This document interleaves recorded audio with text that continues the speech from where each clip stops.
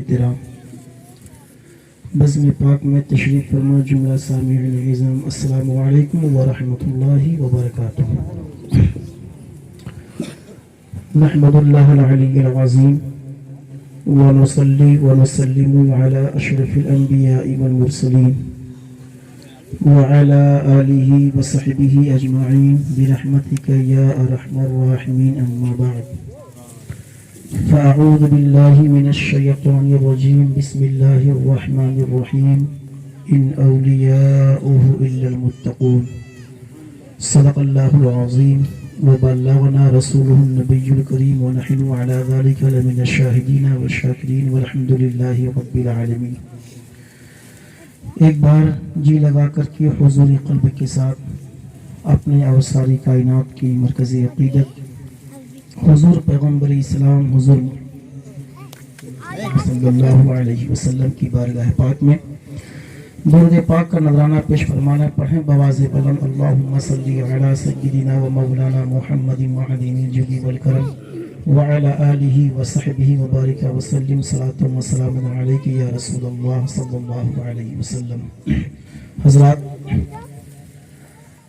آج یقیناً ایک تاریخی کام ہونے جا رہا ہے، جس کام کی ملک نیپال میں اشد ضرورت تھی۔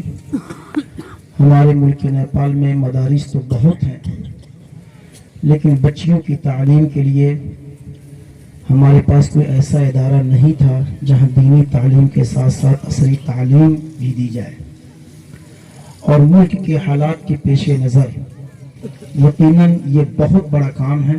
میں اس کام کی شروعات پر محب گرامی وقار مخیر قوم و ملت حضرت علامہ مفتی محمد کیف الورا صاحب قبلہ نائب صدر علماء کونسل نیپال لمبنی پردیش کو میں مبارکباد پیش کرتا ہوں، اور میں یقین دلاتا ہوں کہ آج جس عظیم مشن کے تحت سنگ بنیاد کا پروگرام رکھا گیا ہے، حفصہ گرلز اسکول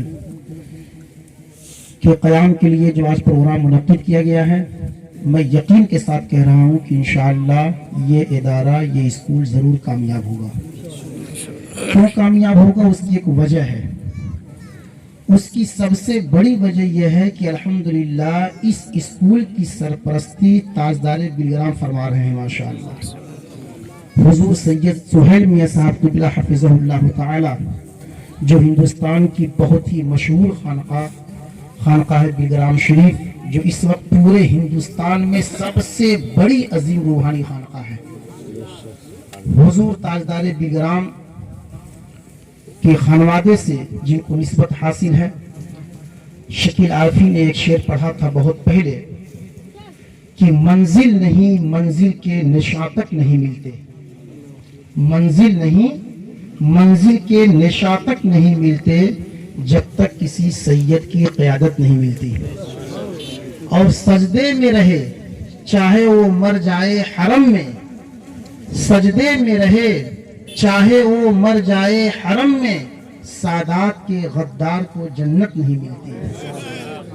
تو حضور سید سہیل میاں صاحب قبلہ حفظہ اللہ تعالی اس اسکول کی سرپرستی فرما رہے ہیں۔ انشاءاللہ اس کی ترقی کوئی روک نہیں سکتا ہے۔ وقت زیادہ نہیں ہے کیونکہ تقریری پروگرام تو ہے نہیں، بس 2-4 منٹ 5 منٹ میں آپ کو وقت لوں گا۔ اللہ تعالیٰ ارشاد فرماتا ہے، ان اولیاؤہ الا المتقون، اللہ کے ولی وہی ہوتے ہیں جو پرہیزگار ہوتے ہیں، اور پرہیزگار ہونے کے لیے عالم ہونا ضروری ہے۔ بغیر علم دین حاصل کیے کوئی پرہیزگار بن ہی نہیں سکتا ہے۔ یہ تو اللہ نے ارشاد فرمایا کہ اللہ کے بندوں میں سب سے زیادہ اللہ سے وہی لوگ ڈرتے ہیں جو اہل علم ہوتے ہیں۔ تو اگر کسی کو اللہ کی معرفت حاصل کرنی ہے تو سب سے پہلے معرفت الہی کے حصول کے لیے علم دین کا حصول یہ بنیادی شرط ہے۔ میں آپ کو بتاؤں، یتیم، حضرت مولا علی نے فرمایا یتیم وہ نہیں ہے جس کے ماں باپ مر گئے ہوں، بلکہ یتیم وہ انسان ہے جس کے پاس علم نہ ہو، ادب نہ ہو۔ اور کسی نے بہت ہی خوب کہا ہے کہ جسم سج تو سکتا ہے خوش نما لباسوں سے، जिंदगी संवरती है इल्म फन के गौहर से। मैं एक बात बता करके अपनी बात में खत्म करूं, हम और आप जो दुनिया में आए, अल्लाह ने जो हमें दुनिया में पैदा किया, तो हमारी तख्लीक का जो मकसद है, मकसद हकीकी जो है, बस वो ये है कि हम अल्लाह की मारिफत हासिल कर लें। वमा खलक़्तुल जिन्ना वल इंसा इल्ला लियअबुदून की तफसीर में, तफसीर जलालैन में लियअबुदून की तफसीर लियअरिफून से की गई है। आयत करीमा वैसे होगी, वमा खलक़्तुल जिन्ना वल इंसा इल्ला लियअरिफून, मैंने इंसानों जिन्नात को नहीं पैदा किया मगर इसलिए कि उन्हें मेरी मारिफत हासिल हो जाए, अल्लाह की पहचान हासिल हो जाए। और किसी भी शय की पहचान सिर्फ 5 चीजों से होती है। हवासे खमसा ही के जरिए आप किसी की पहचान कर पाएंगे। सारा मजमा बोले हम लोग किस लिए आए? अल्लाह की मारिफत हासिल करने के लिए। हम इसलिए पैदा किए गए कि हम अल्लाह को पहचान सकें, हमें अल्लाह की मारिफत हासिल हो सके। अब किसी भी शय की पहचान सिर्फ हवासे खमसा ही से हो पाएगी, या तो देख करके पहचानेगा। आपने हुजूर सय्यदी व सनदी आकाई व मौलाई हुजूर सैयद सुहेल मियां साहब की बिला हफिज़हुल्लाह ताला को इससे पहले देखा होगा, आपने देखते ही पहचान लिया कि ये सैयद साहब हैं। तो किसी की पहचान या तो देख करके, या तो सुन करके, या तो सूंघ करके, या तो चख करके, या तो छू करके, इनको हवासे खमसा कहा जाता है।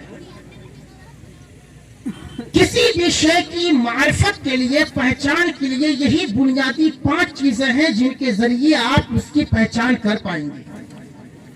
या तो आप सुन करके पहचान लेंगे, जिन लोगों ने मेरी आवाज पहले सुनी है वो मेरी आवाज सुन करके पहचान लेंगे कि फलां साहब की आवाज है। मोबाइल में भी आपके पास फोन आता है, आप आवाज सुन करके पहचान लेते हैं फलां साहब बोल रहे हैं। तो या तो सुन करके पहचानेंगे, या देख करके पहचानेंगे, या छू करके पहचानेंगे, या सूंघ करके पहचानेंगे, या चख करके पहचानेंगे। अब सवाल ये पैदा होता है कि जब हम अल्लाह की मारिफत के लिए आए, हमें अल्लाह को पहचानना है, तो हम ना अल्लाह को देख सकते हैं, ना अल्लाह को सुन सकते हैं, ना अल्लाह को चख सकते हैं, ना अल्लाह को छू सकते हैं। तो फिर अल्लाह को पहचानेंगे कैसे? अल्लाह की मारिफत कैसे हासिल होगी? तो इसका जवाब हजरत शेख सादी शिराजी ने दिया है, पे इल्म चू शमए बायद खुदा कि बे इल्म न तमा खुदा न शमा। इल्म हासिल करने के लिए अगर तुम्हें मोम की तरह पिघलना पड़े तो पिघल जाओ, बगैर इल्म के तुम अल्लाह को नहीं पहचान सकते हो। तो अल्लाह की मारिफत इल्म से हासिल होगी। और यकीनन आज मुल्क नेपाल में जहां तक हम लोगों ने दौरा किया, लुम्बिनी प्रदेश में जितने अजला हैं, नवलपरासी, रूपंदेही, कपिल वस्तु, बर्दिया, बांके, प्यूठान, दांग, गुलमी, एरगा खांची, रोलपा, डोलपा, पालपा। अगर प्रदेश नंबर 2 में जाए तो जनकपुर, सिरहा, सल्लाही, मोहतरी, धनुषा, हर जगह हम लोगों का दौरा हुआ। लेकिन आज हुजूर सैयद साहब किबला की मौजूदगी में एक दर्द मैं बयान करने आया हूं आपके पास। आज पूरे मुल्क नेपाल में अहले सुन्नत व जमाअत की तरवीज व इशाअत के लिए किसी इदारे से अब तक कोई रिसाला तक शायद नहीं होता है। 2018 में मैं हज पर गया था, तो जिस होटल में हमारा कयाम था, जब हम लोग असर की नमाज के बाद जब नीचे उतरते थे, तो वहां पर ऐसे टेबल रखे होते, उसमें बहुत सारी किताबें रखी होती बदअकीदों की। हज करने का तरीका क्या है, एहराम बांधने का तरीका क्या है, किताबचे, रसाइल, बहुत सारी किताबों का जखीरा वहां होता। अफसोस तो यह है कि वहां कोई सुन्नी की लिखी हुई कोई किताब नजर नहीं आई। यहीं पर कृष्णा नगर में सल्फियों का 4 जबान में रिसाला शाये होता है, अरबी में, उर्दू में, हिंदी में, नेपाली में। और जहां तक मुझे मालूम है, जो मैं जानता हूं, आज मुल्क नेपाल में कहीं भी मसलक की आला हजरत की तरवीज व इशाअत के लिए, फरोग़ मजहब व मसलक के लिए हमारा कोई रिसाला शाये नहीं होता है। अब तक हमारे पास कोई यूनिवर्सिटी नहीं थी, हमारे पास कोई कॉलेज नहीं, हमारे पास कोई बच्चियों की तालीम के लिए कोई इंतजाम नहीं था। ये तो मुबारकबाद के लायक है मुफ्ती कैफुल वरा साहब की बिला, जिन्होंने नेपाल में सबसे पहला ऐसा स्कूल कायम करने का काम किया है, जो इस वक्त नेपाल की बड़ी जरूरत का काम है। आज हिजाब पर पाबंदी, दिगर मसाइल पर पाबंदी, अगर हमारे पास खुद ऐसा इदारा होगा जहां दीनी तालीम के साथ साथ असली तालीम भी दी जाएगी, तो हमें किसी का मोहताज नहीं होना पड़ेगा, हम पर कोई निशाना नहीं बना सकता है। आज अल्हम्दुलिल्लाह रब्बिल आलमीन, ये उलमा काउंसिल नेपाल की ये कोशिश पहल की बरकत है कि बदअकीदों की सीने पर चढ़ करके अल्हम्दुलिल्लाह कपिलवस्तु जिले में मुस्लिम विश्वविद्यालय के लिए 18 बीघा जमीन हम लोगों ने हासिल किया। और अल्हम्दुलिल्लाह हुजूर ताजदार बिलग्राम का फैजान है। उलमा काउंसिल के लिए हुजूर सैयद वैस मियां साहब क़िबला हफिज़हुल्लाह ताला और हजरत की बारगाह में हाजिरी हुई थी। हम लोगों की मुफ्ती साहब भी मौजूद हैं। हम लोग जाकर के खुसूसी दुआ कराए और उसकी बरकतें इस कदर जाहिर हुई कि अल्हम्दुलिल्लाह यूनिवर्सिटी का काम 70% आगे बढ़ चुका है। जमीन बाकायदा रजिस्टर कर दिया गया है यूनिवर्सिटी के नाम से।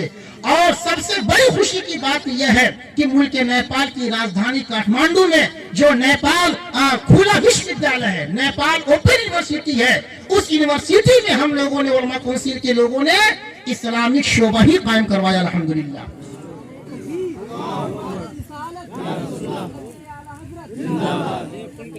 इसी 15 दिन के अंदर अंदर रब ने चाहा इंशाअल्लाह पूरे मुल्क में 12 सेंटर्स कायम किए गए हैं और इंशाअल्लाह 15 दिन के अंदर अंदर तालीम शुरू कर दी जाएगी MA BA की। जो मौलाना आलिम फाजिल जो करके हिंदुस्तान से आए हैं उनकी मार्कशीट उलमा काउंसिल ही की कोशिश से नेपाल सरकार से मान्यता प्राप्त हुआ है, सब लोगों को मालूम है।